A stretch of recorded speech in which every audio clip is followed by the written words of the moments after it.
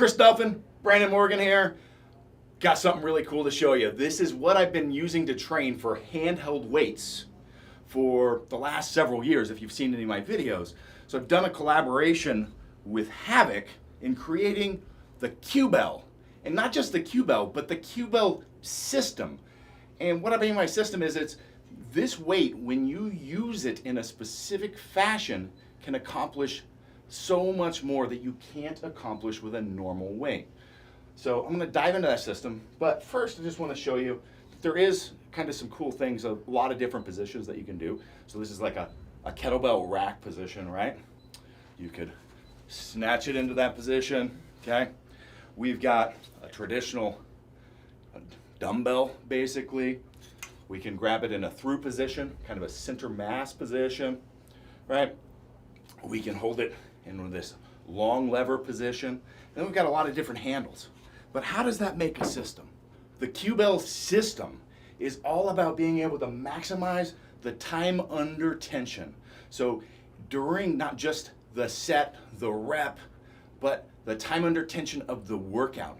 Because I can actually vary the load with this tool, and I'm going to talk about why that's different than you doing the same thing with a kettlebell in just a minute.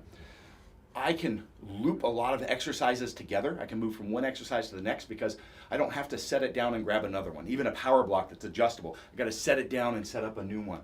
I can actually increase the time under tension during a movement.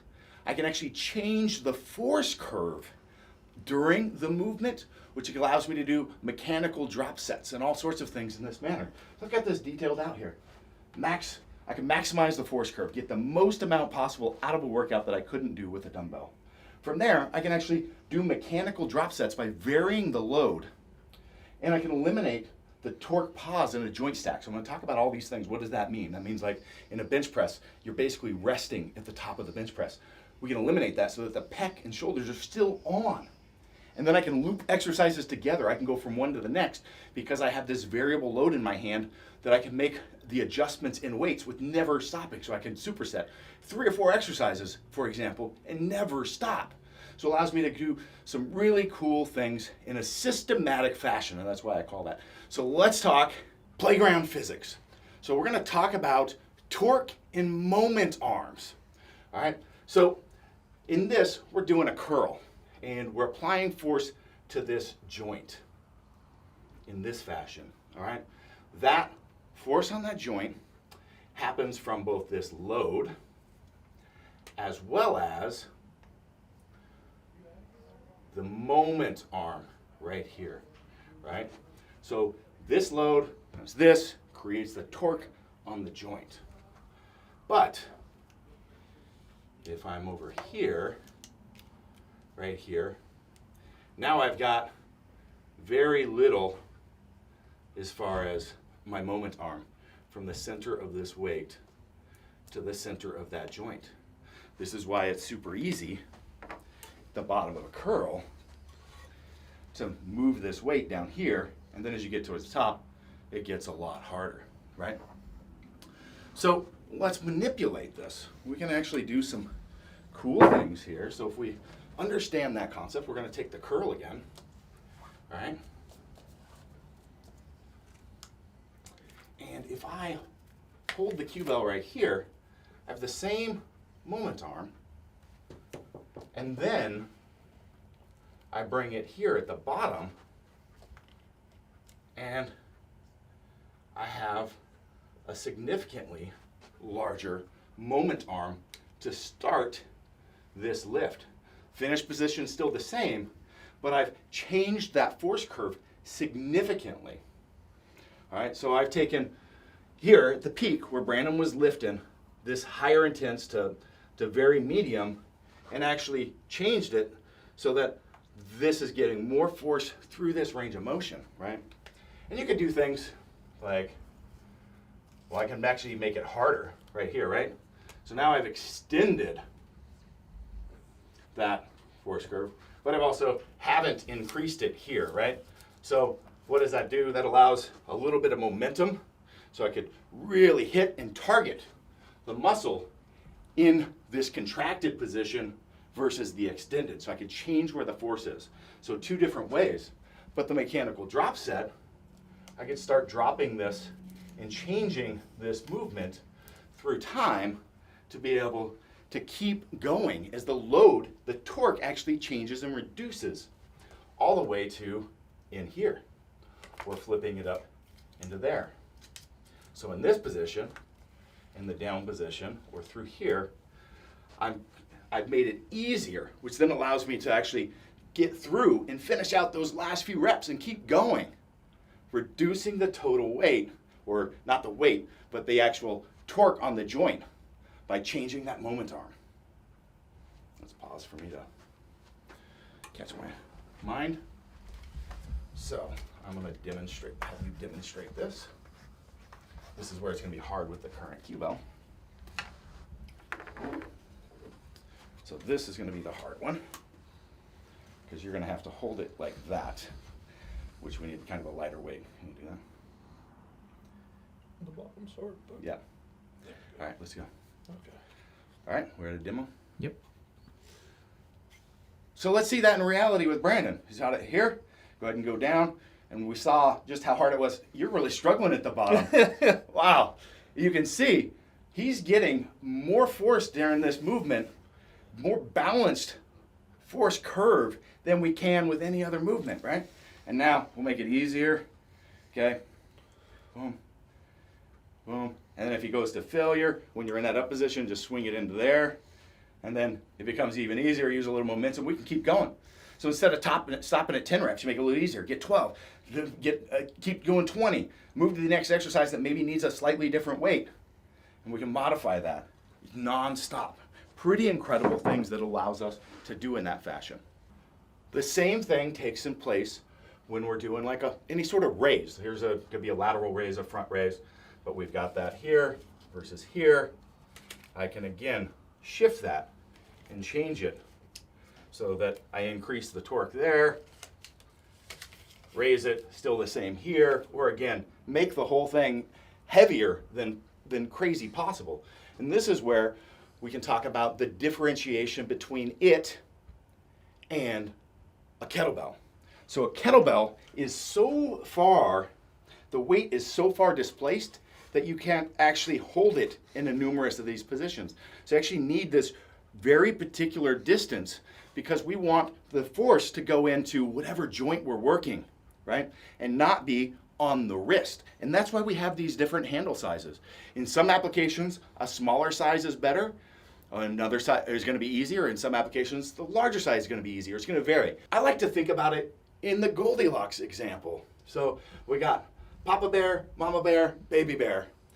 And you should be familiar with the Goldilocks analogy, but it's all about just finding that right one. So I don't need to detail all the experience, but find the grip size based on what you're doing that is going to minimize the torque on the wrist so that it is not the limiting factor and that we're training whatever joint it is that we're trying to reach.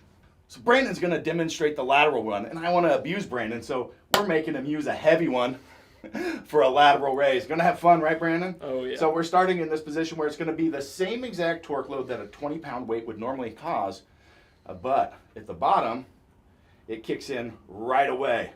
Normally, it's pretty easy to get started, but we've got a pretty significant moment arm at the bottom. So let's go ahead and drop that and let it hang in your hand and do one.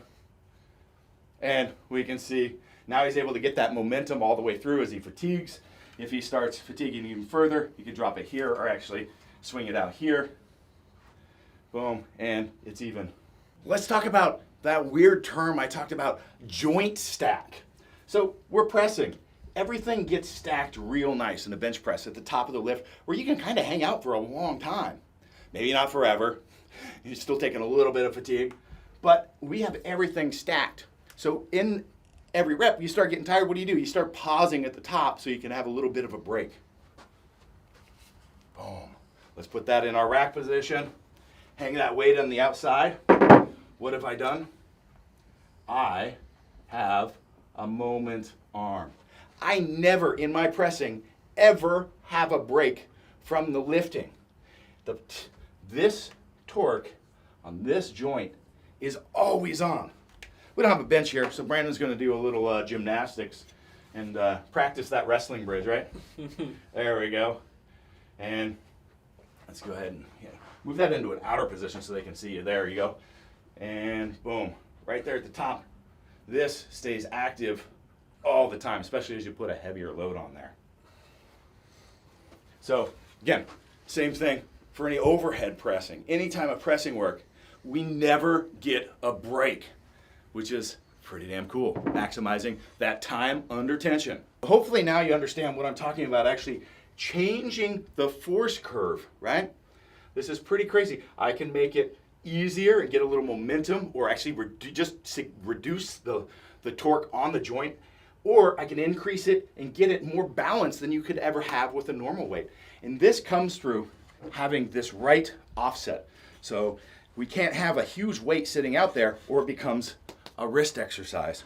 We've got to have ability to change the hand size so we can actually maximize and again, move the force to where we want.